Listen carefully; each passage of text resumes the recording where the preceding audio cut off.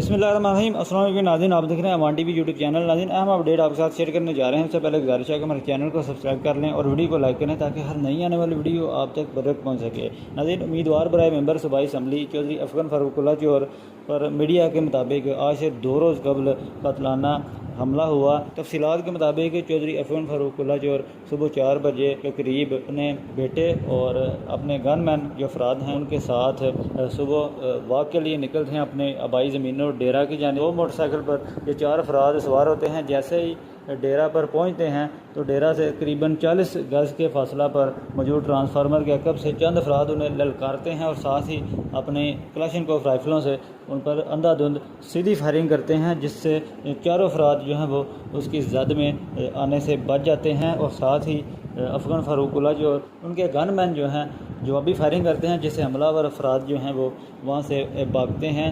30 गज़ के फासला पर सियालकोट एयरपोर्ट रोड पर उनकी गाड़ी खड़ी होती है लैंड क्रूज़र, उसमें बैठकर वहाँ से फ़रार हो जाते हैं। जबकि इस वाक़या का पस मंज़र है वो बताते हैं कि शायद उन्हें इलेक्शन से बाज रखने के लिए जो है वो ये तमाम तर वक़ुआ किया गया है और उन्हें माजी करीब में स्पेन और इंग्लैंड से भी जो है वो थ्रेट काल्स मसूल हुई हैं। अगली वीडियो तक के लिए दीजिए इजाज़त। अल्लाह हाफ़िज़।